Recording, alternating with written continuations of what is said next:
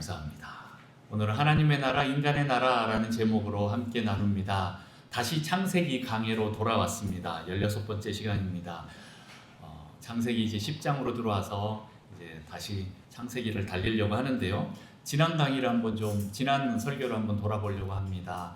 지난주는 맥주감사주였고 그 전주였는데 6월 마지막 주에 설교 제목이 수치를 드러내는 사랑, 수치를 덮는 사랑이었다라는 거 기억나시지요? 까먹으셨나요? 네, 그런 내용이었습니다. 그 노아가 홍수 이후에 포도주를 만들어 마시고 이제 벌거벗고 잠을 자고 있을 때 그 함이 형들에게 그 알린 사건에 대해서 나온 거지요. 그런데 이게 그냥 알린 내용이 아니고 그냥 단순한 보고한 그런 문제가 아니라 남의 약점 수치를 들춰내는 그게 문제였다라는 거죠. 그리고 그 들춰내는 성향은 뭡니까? 나를 높이려고 하는 거예요. 다른 사람을 깔아내리고 나를 높이려고 하는 그 성향이 있는 거고, 이건 또 질서를 깨트리는 문제라는 거죠. 그래서 그 문제를 통해서 가인의 길을 가고 있는 함에 대해서 경고를 하고 있는 그런 내용이었습니다. 이제 조금 기억나시지요? 이제 연달아서 계속 이제 창세기가 진행이 됩니다. 오늘 10장에서는 노아의 아들들의 족보가 나옵니다. 그렇죠. 오늘 다 보진 않았는데 여러분 이미 다 봤다라고 이제 통독했다라고 믿고 계속 나갑니다. 그 후손들의 이야기 나오는데 그 전에 6장에서는 노아의 족보가 나옵니다. 창세기는 톨레도 이 족보의 책이라고 말씀드렸죠. 아담의 족보, 셋의 족보, 가인의 족보가 나오고 6장에서는 누구의 족보가 나와요? 노아의 족보가 나오면서 노아 홍수 스토리가 나옵니다. 그럼 오늘 10장은 누구의 족보일까요? 노아의 족보인가요? 노아의 아들들의 족보인가요? 노아의 아들들의 족보인 거예요. 그래서 그 뒤를 이제 풀어내는 겁니다. 창세기 1장은 천지창조로부터 시작해서 그 다음에 아담의 타락까지, 그리고 그 다음에 가인과 셋의 이야기가 쭉 나오면서 아담의 10대 족보까지 나오고 6장에서 이제 아담까지 노아까지 하고 이제 한 세대가 끝이 납니다. 그리고 이번에도 이제 노아를 통해서 또 새로운 시작, 창조 같은 것이 또 시작되지요. 그렇게 되면서 이번엔 또 그 자손들의 이야기가 시작되면서 어디까지 가나요? 11장까지 가면 아브라함까지, 노아의 10대 손인 아브라함까지 또 그 족보가 흘러갑니다. 아담의 10대 손이 누굽니까? 노아고요. 노아의 10대 손이 아브라함입니다. 네, 저만 신기한가요? 저는 이렇게 족보의 흐름이 있다라는 걸 보니까 점점 재밌어지더라고요. 자, 어쨌든 그렇게 또 똑같은 비슷한 스토리가 나오는 거예요. 창조되었고 인간이 타락해서 심판받는 그 모습. 이번에 또 홍수 위에 또 다시 새로운 창조와 그리고 또 인간의 타락까지 나가는 그 모습이 나옵니다. 결론적으로 얘기하면 창세기 앞부분 이 11장까지는요 누가 나오기까지 이게 스토리일까요? 바로 아브라함이 나오기까지 전까지의 스토리다라는 거죠. 이스라엘의 출발점인 아브라함이 나오기까지 그 이야기를 말하는 거예요. 좀 어려운 말로 하면 태고사에서 이제 족장사로 넘어간다라는 그런 표현을 씁니다. 그런 과정인 거죠. 아담과 셋의 이 영적 흐름이 어디로 흘러갑니까? 셋의 후손들을 통해서 노아까지 흘러오고, 또 이 노아를 거쳐서 그 다음 또 어디로 흘러가요? 셈을 통하여서 아브라함까지 흘러가는 그 영적 흐름을 이야기하고 있다라고 해서 여러분 생각하시면 됩니다. 오늘은 그 중간 징검다리 역할을 하고 있는 니므롯과 또 바벨탑에 대해서 얘기를 하려고 합니다. 바벨탑은 이제 다음 주에 하도록 하겠습니다. 자, 노아의 후손들 셈과 함과 야벳은 홍수 후에 하나님의 축복으로 어떤 축복이었어요? 생육하고 번성하고 땅에 충만하라라는 이 축복을 받고 이제 그 명령으로 많은 민족으로 지금 확장되고 있는 그 모습을 보게 됩니다. 번성하고 충만해지는 그 사건이 족보를 통해서 나오는 거예요. 다 볼 수는 없지만 오늘 먼저 야벳의 아들들, 그 다음은 함의 아들들, 그 다음은 셈의 아들들이 나옵니다. 네. 그렇게 그 아들들이 태어나서 각 지역으로 퍼져가고, 이것은 하나님이 축복하신 대로 그 명령대로 점점 확장하여 땅에 충만해지는 그 사건으로 모습으로 보인다라는 거예요. 이 족보를 살펴보면 총 몇 명이 나올까요? 안 세봤지요. 제가 대신 세봤습니다. 네, 70명이 나옵니다. 다시 말해서 70민족이 나왔다라는 거예요. 네, 70개의 민족으로 확산되었다라는 겁니다. 제가 볼 때는 모세가 이 창세기를 쓸 그 당시에 아마 주변에 있었던 알 수 있었던 민족의 그 숫자지 않을까라는 생각도 해봅니다. 어쨌든 이 야벳과 함과 셈의 자손이 70개 민족으로 확산되는 새로운 세상의 축복 있는데 그 뒤에 인간의 타락도 같이 따라와서 심판을 받는 장면이 이 10장과 11장에 계속 연달아서 나오게 됩니다. 셈의 자손이 실은 셈과 야벳과 함은 여기까지만 나오는데 셈은 중간에 한번 끝납니다.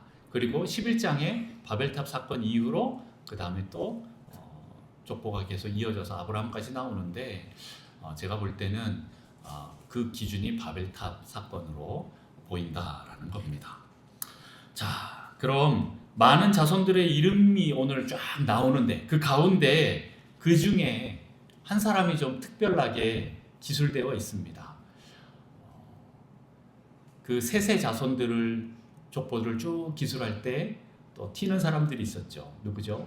네, 에녹이 있었죠. 그런 것처럼 오늘도 또 이 자손들에 대해서 쭉 얘기하는데 한 사람이 튑니다. 누구지요? 네, 바로 니므롯입니다. 니므롯이 왜 특별하게 기술되었는지 오늘 주목해 볼 필요가 있다라는 겁니다. 왜냐하면 이 니므롯은 11장에 나오는 바벨탑 사건과 연결되기 때문입니다. 11장에는 니므롯이 직접적으로 나오지 않습니다. 그러나 많은 학자들은 다 그 바벨탑을 니므롯이 세웠다라고 이렇게 말을 합니다. 그리고 하나님이 이루어 가시는 그 구원의 역사와 반대로 역행하는 인물이었다라는 것입니다. 자, 니므롯은 어떤 인물일까요? 오늘 한번 좀 살펴보면 좋겠는데 저는 이걸 보면 가인의 그 후손 중에 가인과 그리고 그 가인의 후손 라멕과 같은 인물로서 인간 나라의 정점을 찍은 인물이다라고 이렇게 말하고 싶습니다. 자, 어떤 인물이라고요? 인간 나라의 정점을 찍은 인물이다라는 거죠. 인간 타락의 정점을 찍었습니다. 자, 8절과 9절을 우리 같이 한번 읽어보겠습니다. 시작. 구스가 또 니므롯을 낳았으니 그는 세상의 첫 용사라. 속담에 이르기를 아무는 여호와 앞에 니므롯같이 용감한 사냥꾼이로다 하더라. 아멘. 자, 어깨를 한번 좀 펴시고 허리를 펴시고 자, 같이 또 나가겠습니다. 자, 니므롯에 대해서 표현하는 말 중에 첫 번째가 뭡니까? 세상의 첫 용사라라고 나와 있습니다. 세상의 첫 용사, 이건 어떤 말일까요? 네, 용사, 히브리어로 기뻘 이렇게 얘기하는데 이건 단순히 힘센 사람만은 말하는 것이 아닙니다. 권력과 지배와 정복과 연결된 그 단어가 나오는 거예요. 실은 용사라는 단어가 창세기 6장에도 한 번 더 먼저 나옵니다. 기억나십니까? 창세기 6장에 네, 하나님의 아들들과 사람의 딸들이 결혼해서 아이들을 낳았는데 네, 네피림이 나옵니다. 네피림을 용사라고 합니다. 네. 그 용사가 이번에 또 한 번 더 10장에 나옵니다. 그런데 이 니므롯은 그냥 그 당시에 단순한 용사 수준이 아니었던 것 같아요. 온 세상을 하나로 모은 용사였다라는 겁니다. 다시 말해서 니므롯은 부족 사회에서 이제 국가, 나라, 제국으로 넘어가는 그것을 이룬 인물이었다. 만드는 인물, 제국을 만든 인물이었다라는 겁니다. 다시 말해서 첫 왕이 된 거예요. 그 전에는 왕이라는 나라가 이루어졌다 이런 얘기가 없습니다. 그러나 여기 창세기 10장부터는 이 이야기가 나오기 시작합니다. 왕이 된 것입니다. 제국의 군주가 된 것이고 정복자가 되었다라는 겁니다. 강력한 힘으로 폭력으로 통치하고 다스렸다라는 그런 의미를 담고 있는 것이 세상의 첫 용사였다라는 말입니다. 자, 두 번째 표현이 있습니다. 두 번째 표현은 9절에 그가 여호와 앞에서 용감한 사냥꾼이 되었다라고 이렇게 얘기를 하는 거예요. 여호와 앞에서라는 건 또 무슨 의미일까요? 이건 좋은 의미가 아닙니다. 하나님을 대적해서 도전하다라는 그런 의미인 거예요. 하나님을 대적하여 권력을 확장했다라는 말입니다. 어떻게 했을까요? 그 다음 의미를 봅니다. 용감한 사냥꾼이다. 네. 예전 번역에는 어떻게 나왔을까요? 혹시 기억나시는 분 계십니까? 그전에는 세상의 첫 영걸이라 이렇게 나오고, 그 다음에 여호와 앞에서 특이한 사냥꾼이었다 이렇게 나온 거 혹시 기억나십니까? 너무 오래전 번역이라서 네, 옛날에는 그렇게 번역을 했습니다. 그런데 이제 특이한 사냥꾼, 실은 강력한 사냥꾼이라는 그런 말인데, 용감한 사냥꾼이다라는 건데, 이건 단순히 사냥을 잘한다는 그런 의미만이 아니다라는 거예요. 용감하고 아주 강력한 사냥꾼인데, 이건 무엇을 사냥합니까? 동물만 사냥했다라는 게 아니에요. 뭐를 또 사냥했습니까? 인간을 사냥했다라는 거예요. 인간도 사냥했다라는 거예요. 폭력으로, 힘으로 사람을 사냥하는 전사였다. 잔혹한 전쟁 광이었다라는 겁니다. 그런데 왜 하나님 앞에서, 여호와 앞에서 특이한 사냥꾼이었을까요? 네. 이게 단순히 사람 죽이는 직업이었을까요? 이 뜻은 여호와 하나님께로 가는 사람들의 마음을 훔쳤다라는 거예요. 여호와 하나님께로 가는 사람들의 영혼을 빼앗아 자기 것으로 만들었다라는 뜻입니다. 하나님께로 가 있는 사람들의 마음을 하나님을 대적해서 자기 쪽으로 끌고 와서 자기를 따르게 했다라는 겁니다. 그래서 제국을 이룰 수 있었습니다. 나라는 하나님이 만드신 게 아닙니다. 그런데 인간들이 만들기 시작했습니다. 이렇게 제국을 이룰 수 있었고, 그래서 하나님을 대적하는 바벨탑을 쌓을 수 있었다라는 겁니다. 다시 말해서, 쉽게 말하면 영혼 사냥꾼이었습니다. 하나님 앞에서 대적하는, 영혼을 사냥하는 그 사냥꾼이었다라는 거죠. 하나님께 향하는 사람들의 마음을 자기를 위해 낚아채서 자기를 섬기도록 만드는, 나를 섬기도록 만드는 그런 일을 했다라는 거죠. 어떻게 하면 사람들의 마음을 자기에게로 가져올지 아는 사람이었습니다. 흔히 말하는 사람을 잘 홀리는 사람이었다라는 거예요. 여러분 히틀러 아시죠? 네, 히틀러 모르시는 분 안 계시죠? 히틀러가 사람들, 군중들 앞에서 연설을 하면 다 넘어갔대요. 다시 말해서 히틀러는 아주 뛰어난 연설 능력을 갖고 있었답니다. 얼마나 많은 사람들이 그 히틀러에게 선동되었는지 그 연설을 들은 사람들이 다 같이 증언하는 게 마치 내가 성령 체험하는 것 같았다, 이런 표현을 해요. 그리고 어떤 사람들은 당장 지금 무기라도 있으면 들고 전쟁에 나가려고 하는 그 마음이 막 생겼대요. 그리고 어떤 사람들은 야, 이 사람이 진짜 독일의 구원자구나, 메시아구나, 이런 마음이 들 정도로 그 사람들의 마음을 훔쳤던 것이 히틀러였다. 그렇게 연설을 잘했대요. 그렇게 사람들의 혼을 쏙 빼놨다고 합니다. 사람들은 대리 카타르시스를 막 느낀 거예요. 야, 우리 옛날에 그 영광을 다시 회복하자 하면서 막 갑자기 힘들이 막 솟아올랐다라고 합니다. 그러니까 아마 독일 사람들이 2차 세계대전을 일으킬 수 있었던 것 같습니다. 여러분, 가끔 이단에 빠진 사람들이 잘 이해가 안 될 때 있지요. 저도 그렇기도 한데, 그런데 그 안에 들어간 사람들을 보면 눈이 좀 다릅니다. 제가 볼 때는 저 앞에 선 사람 그냥 사람인데, 이단에 빠진 사람들은 꼭 진짜 구원자 예수님을 만난 것처럼 그 사람을 바라보고, 또 그 사람이 시키는 대로 다 하고, 뭐 전 재산 다 갖다 바치면서 뭐 교주 말 한마디만 꼭꼭 죽습니다. 뭐 그런 일들이 일어납니다. 왜 그렇습니까? 사람들의 영혼을 훔쳤기 때문에 그렇습니다. 미혹했기 때문에 그렇습니다. 하나님께로 갈 마음을 그 자기에게로 다 끌고 와서 이게 하나님 뜻이다라고 하면서 그 사람들을 미혹했기 때문에 그렇습니다. 이것은 인간의 능력을 넘어서는 부분이 있는 것 같습니다. 실은 히틀러도 연설하기 전에 어떤 영적인 대상과 이제 접신하는 그런 일을 했었다라고 합니다. 그럼 막 힘이 솟아오르니까 얼마나 힘이 셌는지 나가기 전에 막 책 같은 거 자꾸 막 찢었대요. 우리 종이는 찢겠는데 여러분 책은 찢을 수 있을까요? 책 못 찢잖아요. 이렇게 반 쪼개서 이렇게 말고 그냥 책 한 덩어리를 이렇게 찢는 거 말이죠. 그런데 막 히틀러가 이 힘이 올라오니까 막 그런 책도 한 번에 찢고 그다음 연설에 나가서 하니까 사람들이 다 선동이 되는 겁니다.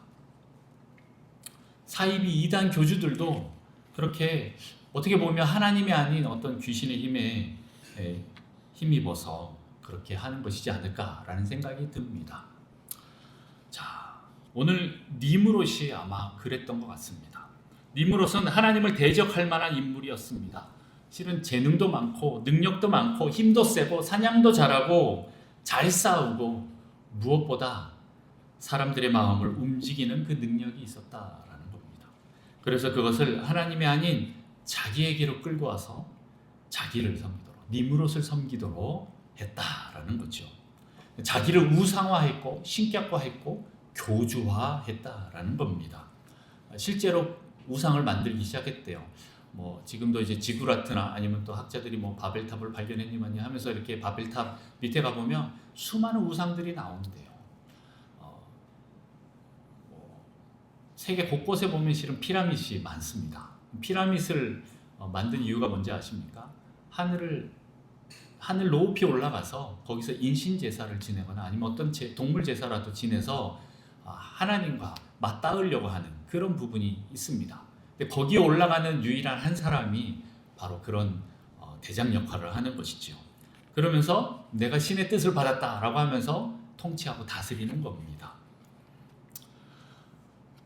하나님에게서 마음을 뺏어와야 하기 때문에 사람들을 대신하는 그 하나님을 대신하는 그 우상을 만들 필요가 있었다라는 겁니다.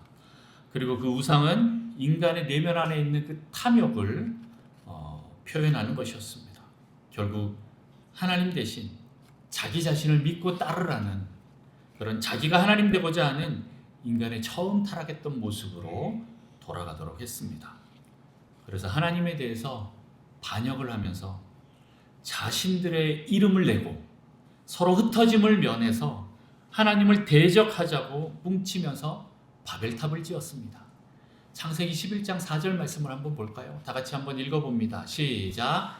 또 말하되 자 성읍과 탑을 건설하여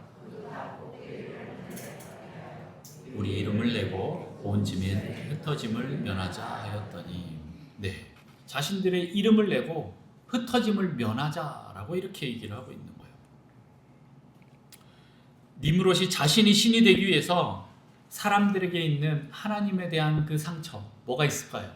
홍수 심판에 대한 그 상처를 이용해서 하나님에게 대적하게 만듭니다. 그래서 자기 편으로 삼는 거예요. 실은 이 홍수 심판은 누구 때문에 일어난 거예요? 네, 인간이 타락함으로 일어난 건데 이거 하나님 잘못으로 돌리는 거예요.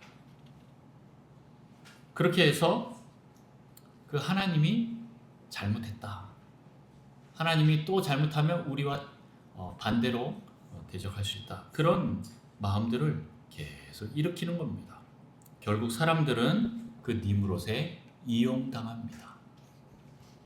그래서 니므롯은 그 권력을 이용해서 자신의 제국을 만듭니다. 오늘 10절부터 12절 말씀 한번 교독할까요? 제가 10절, 여러분이 11절, 그리고 같이 12절 읽습니다. 그의 나라는 시날 땅의 바벨과 에렉과 악갓과 갈레에서 시작되었으며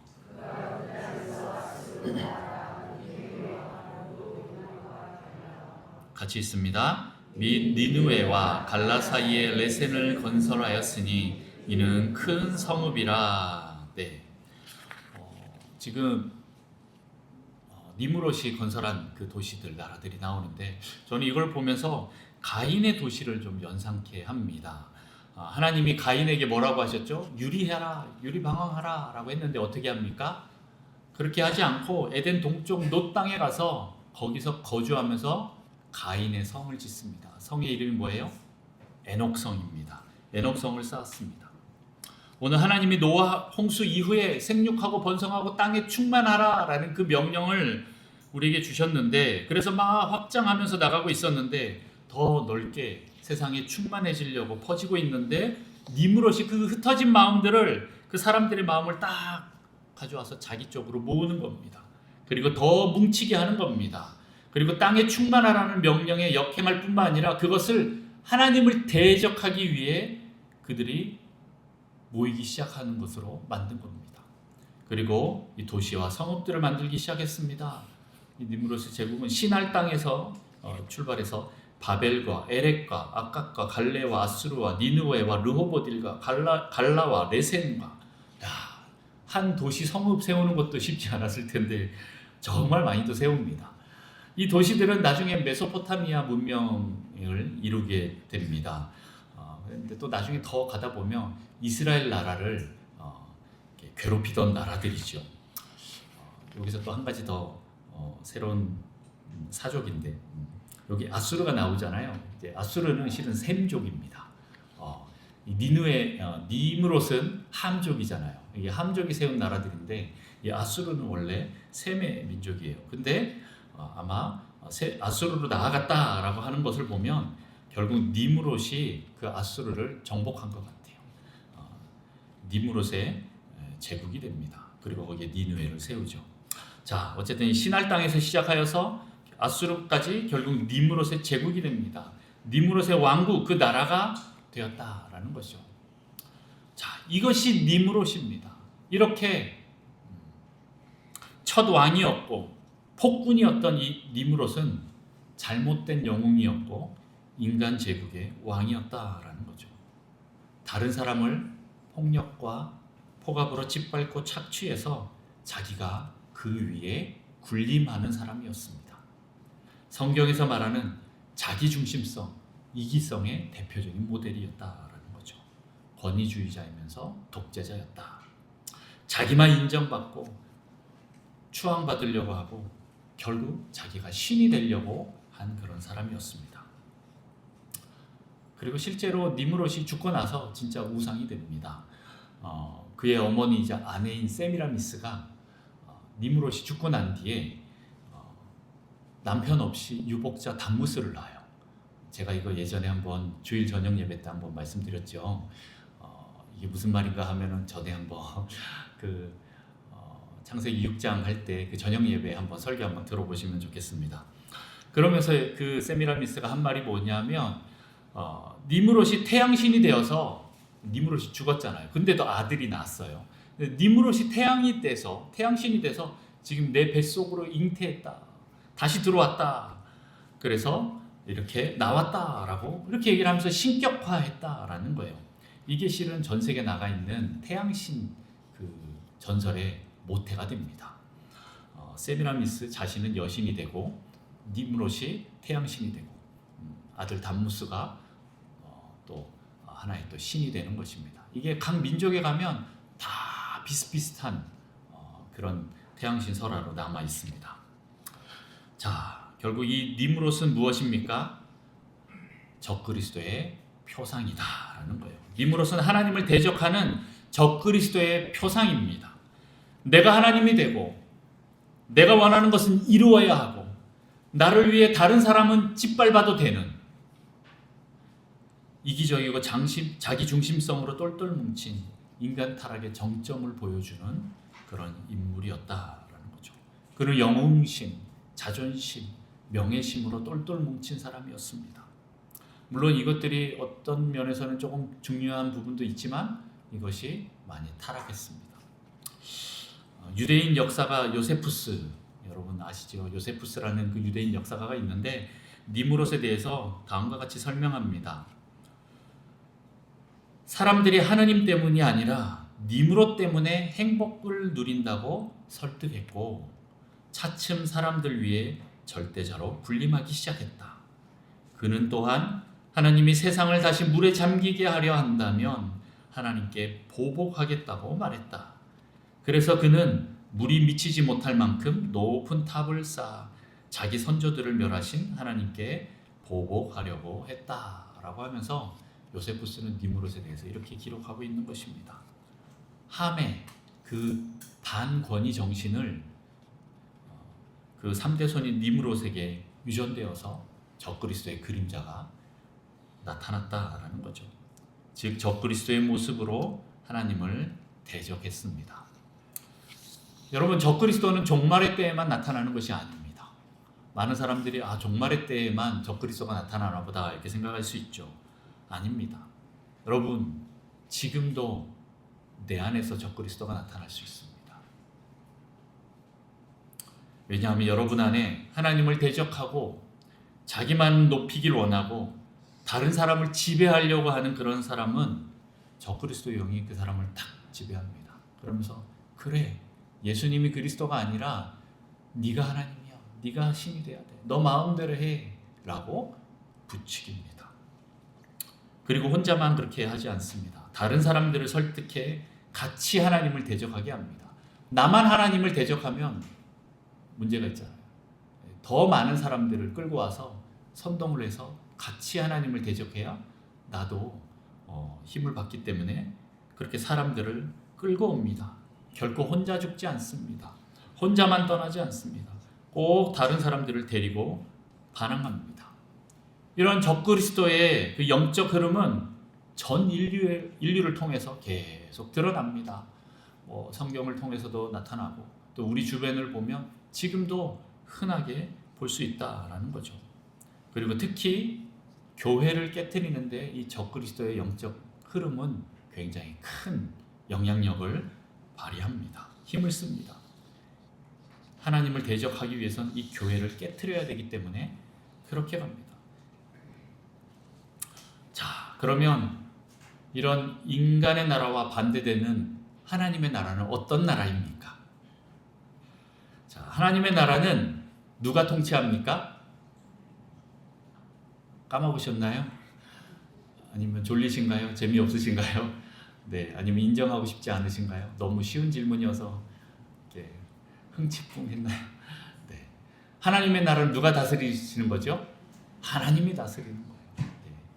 하나님의 나라는 하나님이 통치하시는 나라입니다. 누가 왕이십니까? 하나님이십니다. 누가 주인이십니까? 하나님이십니다. 하나님이 말씀하시는 대로 순종하며 따라가는 나라가 바로 그 하나님 나라다라는 거죠. 그럴 때 하나님의 백성은 우리가 이렇게 순종할 때, 하나님 말씀하시면 하나님 그 말씀에 따라 순종할 때 하나님께서 준비하신 그 복을 누리며 살아갈 수가 있습니다. 그런데 하나님은 그 백성들에게 복뿐만 아니라 복과 권위를 같이 주십니다. 영적 권위를 같이 주셔요. 그래서 이 복을 잘 사용하기 위해서는 권위라는 통로를 잘 사용해야 합니다. 이 권위는 어떤 것입니까? 여러분, 권위주의가 아닌 하나님 나라의 권위는 사람을 섬기라고 주시는 것입니다. 우리에게 힘과 재능과 능력과 그 은사를 주신 것은 다른 사람들을 섬기라고 주신 거예요. 그래서 하나님 나라의 권위자는 사람들을 섬기며 다스리는 사람입니다. 우리가 다스린다라고 하면 군림한다라는 그런 느낌으로 많이 다가옵니다. 우리가 예전에 하도 우리를 압제하던 그런 독재자들이나 통치자들이 많았기 때문에 이거에 대한 권위자에 대한 상처들이 계속 많아서 온전한 권위 안으로 실은 잘 못 들어가고 계속 권위주의에 우리가 머물게 되는데 다스린다라는 표현이 거부감으로 느껴질 수도 있어요. 그러나 하나님 나라에서 다스리는 것은 좋은 표현입니다. 좋은 리더십을 말하는 거예요. 섬기며 다스린다라는 그런 의미입니다. 겸손을 말하는 거고 이타주의를 말하는 것입니다. 그렇게 섬기며 다스리는 분의 모델이 있습니다. 누구십니까? 바로 그리스도입니다. 예수 그리스도가 바로 섬기려고 오신 분입니다. 우리 마가복음 10장 45절 말씀 같이 한번 읽어볼까요? 마가복음 10장 45절 같이 읽습니다. 시작. 인자가 온 것은 섬김을 받으려 함이 아니라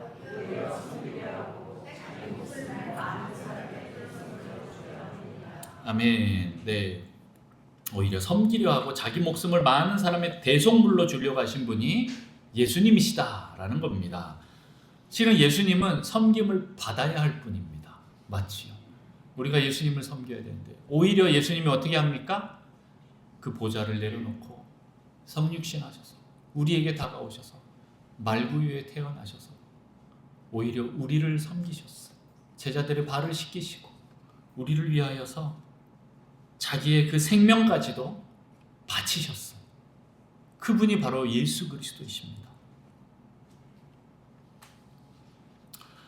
우리를 사랑하셔서 우리를 회복시키시고 구원하시기 위해서 오히려 자기 자신을 희생하셔서 섬기셔서 우리를 살리신 분이 예수입니다. 이것이 바로 예수 그리스도 하나님 나라의 특징입니다. 진정한 그리스도와 적그리스도의 차이가 여기서 나타납니다. 적그리스도는 무엇입니까? 내가 높아지고 내가 살기 위해서 다른 사람들을 이용합니다. 그러나 진정한 그리스도는 어떻게 합니까? 오히려 다른 사람을 위하여서 자기 생명을 희생하면서 섬기는 그 역할을 합니다. 예수님이 그런 분이에요. 이게 보호자와 약탈자의 차이입니다. 제가 예전에 수요블레싱 때 한번 이런 얘기들을 했습니다. 인간의 뇌가요, 어릴 때부터 이제 좀 상처나 학대를 많이 받으면 이제 실은 뇌가 두 가지로 이렇게 분리가 되는데, 하나는 이제 프로텍터와 프레데터로 이렇게 형성이 된다고 합니다. 프로텍터는 뭐죠? 보호자라는 그런 뜻입니다. 프레데터는요, 약탈자라는 그런 뜻이에요. 실은 내가 상처를 많이 받으면 이런 약탈자의 뇌가 키워진대요. 그래서 나도 잃지 않으려고 나중에는 그런 약탈자가 됩니다. 그럼 어떻게 하면 우리가 이 프로텍터의 뇌가 키워지느냐? 바로 온유한 보호자, 이 프로텍터 밑에서 양육을 받아야 돼요. 그렇게 양육을 받으면 우리 안에 그 모델들이 생기면서 나도 다른 사람들을 위해서 이렇게 할 수 있는 그런 희생의 정신, 섬김의 정신이 나타나는데, 솔직히 우리가 그런 적이 있나요? 그런 보호와 양육을 받은 적이 있습니까? 잘 없지요. 우리 부모님들이 그렇게 사랑으로 나를 키웠다고 하지만 그래도 완벽하지 않기 때문에 우리 안에 또 세상에 나가다 보면 이런 프레데터의, 약탈자의 뇌가 더 키워진다라고 합니다. 그래서 이 두 가지 뇌로 가는데, 결국 보면 이 프로텍터는, 온전한 온유한 보호자는 이 세상에는 없습니다. 오직 예수 그리스도밖에 없습니다. 목자 대신 예수 그리스도밖에 없고, 우리는 거의 다 이 프레데터의 뇌를 갖고 살게 됩니다. 다시 말해서 우리 안에 계속적으로 적그리스도가 올라옵니다. 예수님 잠깐 기다려보세요. 난 내가 원하는 대로 하고 싶어요. 하나님 잠깐만요. 내가 하고 싶은 대로 하고 싶어요. 라고 하면서 계속 내 안에 있는 이 적그리스도의 모습들이 올라온다라는 겁니다.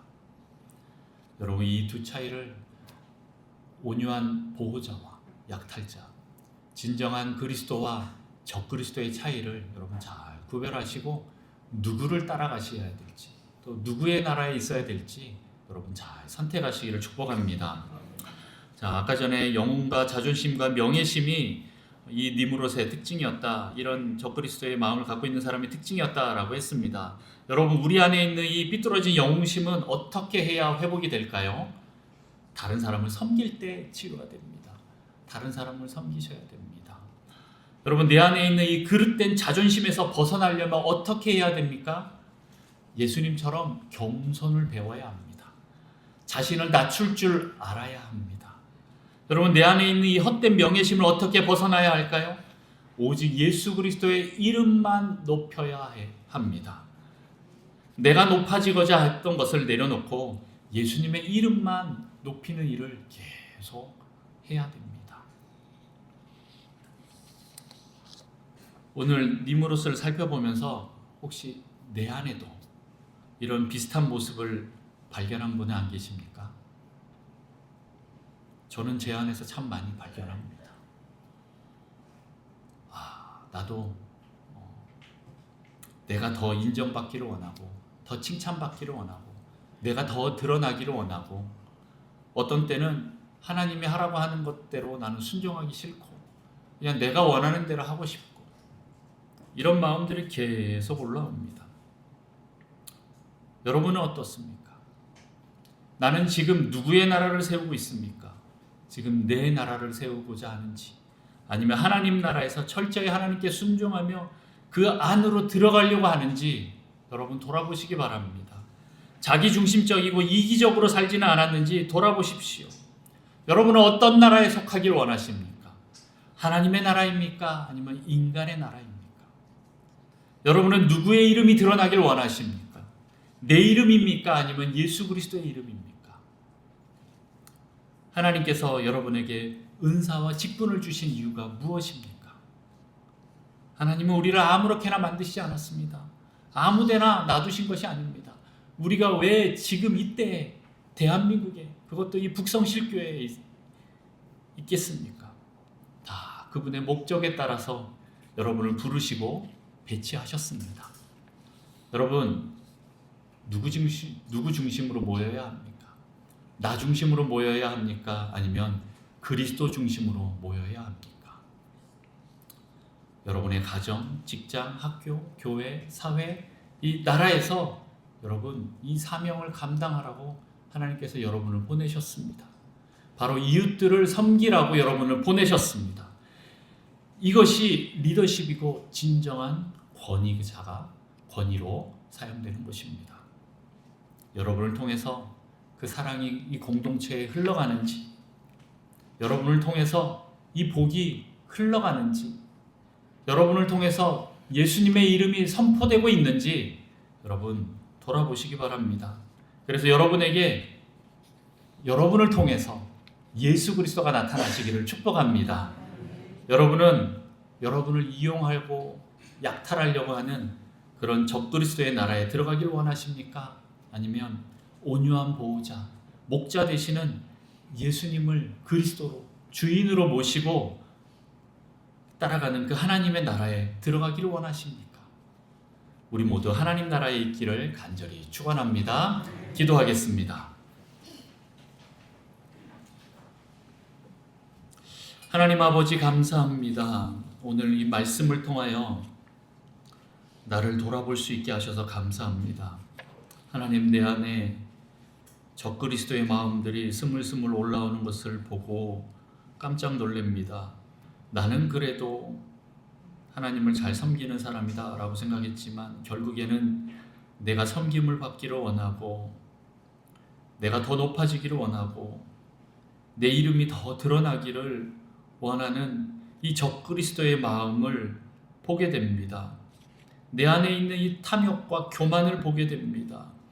또 내 안에 있는 이 음란을 통해서 다른 사람들의 마음을 훔치려고 하는 것을 보게 됩니다. 하나님, 용서하여 주옵소서. 예수님의 보혈로 우리를 덮어주시고 하나님, 우리의 모든 죄가 용서되어 다시 온전한 그리스도의 나라 안으로 들어가 예수님 밑으로 들어가기를 원합니다.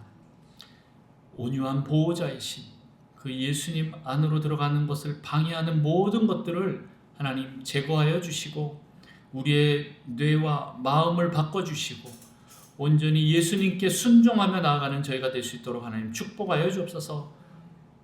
내가 이 시간 예수 그리스도의 이름으로 명하노니 우리 안에 있는 모든 적그리스도의 영과 또 하나님을 불신하게 해서 하나님을 대적하게 하는 이 교만하고 음란한 적그리스도의 영들아, 내가 예수 그리스도의 이름 명하노니 너는 이곳에서 떠나갈지어다. 하나님, 우리를 정결케 하시고 자유케 하여 주옵소서. 예수님이 우리의 그리스도이시고 주인이심을 다시 한번 선포하며 나아갑니다. 하나님, 온전히 주님만을 따라가기를 원합니다.